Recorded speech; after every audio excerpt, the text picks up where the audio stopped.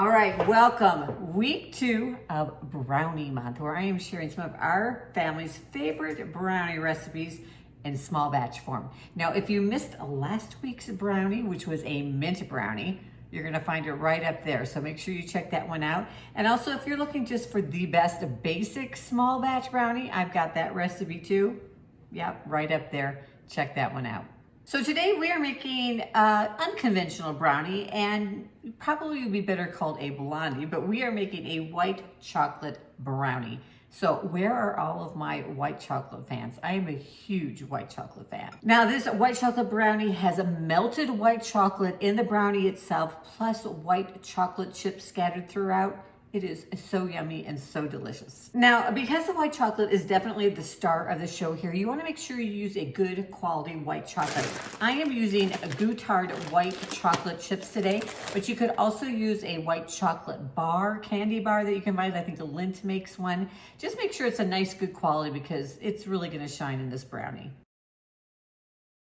So I have my oven preheating. We're gonna preheat it to 325 degrees Fahrenheit for these white chocolate brownies. And we're gonna use our 9x5 loaf pan, which I am going to line here with what we call a parchment sling. If you have not seen how I cut these parchment slings, I'll link to that video right up there. But using this parchment like this makes it so much easier to remove your brownies, to cut them. You're just gonna lift them right out of the pan. Now, if you don't have parchment paper, just go ahead and spray your pan with some nonstick baking spray. So to start, we're gonna need to melt our white chocolate. So we're gonna use a half of a cup of white chocolate chips or chopped up white chocolate and 5 tablespoons of salted butter. Now I am gonna do this in the microwave. You can totally, if you don't have a microwave, do it in a saucepan on the stovetop. No, but the trick is with white chocolate. White chocolate, the heat point is different and it burns really easily. So if you just make sure you watch it on the stove or in the microwave, just start out at like 20-second increments and then stir it and see how it's doing, if it needs another 10 or 20 seconds, but it will burn easily. So I actually pull mine out of the microwave before the chips are totally melted all the way, and just stir it because the heat of that butter is gonna continue to melt the chocolate chips, and then you don't run the risk of burning your white chocolate. All right, we're gonna let this just set to the side for just a few minutes and let it kind of actually cool and come to a little bit more room temperature. And we are gonna grab my other bowl here. And we are gonna mix together our sugar and our eggs. For our sugar, we need a half of a cup and 2 tablespoons. All right. And then we're gonna take 1 egg. I have in here 1 egg and 1 egg yolk. Add those in. Oh, I had a little bit of shell. And then go ahead and just whisk this together. You want it to kind of get a nice light pale yellow color. You make sure all that sugar is dissolved into the egg. All right, now we're ready. We're gonna add in a little bit of vanilla extract, about 1/4 teaspoon. And if you know me, you know I don't really measure my vanilla too accurately because you can never have too much vanilla as far as I am concerned. All right, got that ready. And now we're gonna go ahead and add in our chocolate mixture, all right? Just give it a stir, make sure it's all ready to go. And then we're just gonna add it in just a little bit. Just make sure, because what would happen if your chocolate was still too hot is it would cook the eggs that are in my bowl here. So I just add in a little bit, mix it up, that tempers it, and there we go. And get all the rest of that chocolate in there.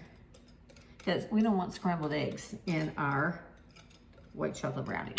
Nah. All right. And then go ahead and combine that really well, and we are ready for our dry ingredients. My bowl's a little small here, so I'm actually gonna switch it back now that I have it all mixed up into my bigger bowl. So I have room for my dry ingredients. We're ready for our flour. Now we need 3/4 of a cup. So I'm gonna use a half a cup and a 1/4 cup. Scoop it up, scrape it off, add it in. And now my 1/4 cup and 2 tablespoons. So I always get questions about the weird measurements on these small batch recipes, but when you take a full-size recipe and reduce it down, sometimes you just end up with strange measurements like 3/4 of a cup and 2 tablespoons. So there you have it. And then a 1/4 teaspoon of salt. Now, if you've used unsalted butter, go ahead and add a little bit more salt in. And then we're just gonna stir this to incorporate the flour. You don't wanna overmix your brownies. What can happen if you overmix them is you put too much air into them, and then as they are baking, they're gonna rise up and then they're gonna sink in the middle. If you've ever had your brownies sink in the middle, they still taste amazing, but it's probably because you might have overmixed them a little bit and gotten too much air. That's just one reason why brownies will fall. All right, now the final bit of the white chocolate. We're gonna take a 1/2 cup and add in a 1/2 cup of white chocolate chips. Yum. And then just stir till the chips are well distributed. Now we're gonna grab that pan that we prepped. And I like to use, if I can find it, let me go grab it, with trusty little offset spatula. If you don't have one of these in your kitchen, you totally need one. I use it for so many things. It's great for spreading batter in pans, especially trying to get into a smaller pan like this, because the offset, it makes it easier than with like just a regular knife. All right, add in our brownie batter. All right, then we just want to spread it in the pan, just in a nice even layer. These are going to bake in our 325-degree Fahrenheit oven for 35 to 40 minutes, depending on your oven. Go ahead and check them at 30. My oven is about 35. It's till the toothpick comes out clean. They are going to get golden brown on the top. Make sure you check them about the 30-minute mark. All right, they are ready for the oven. All right, our white chocolate brownies are the oven. They've cooled a bit. Now, I just wanted to clarify. Now, I said that when you know they're done when you put a toothpick in and it comes out clean. Well, because there are white chocolate chips in this, and if you stick your toothpick through a white chocolate chip and pull it out, you are going to get a little bit of stickiness on your toothpick. So the toothpick may not be perfectly clean. You just don't want a lot of goopy, what looks like brownie dough on the toothpick, okay? So just know that you are going to have a little bit on your toothpick.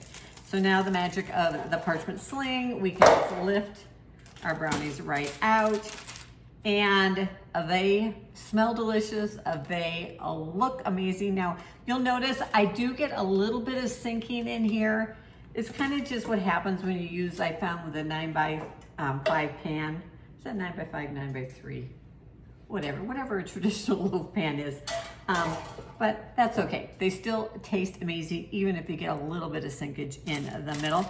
We're gonna go ahead and slice these. I like to slice them into 4 or 8, these probably 8 pieces, because they are a little rich, the white chocolate is. And so, you know, just depending on how you're feeling that day. But can you see those little chocolate chips in there?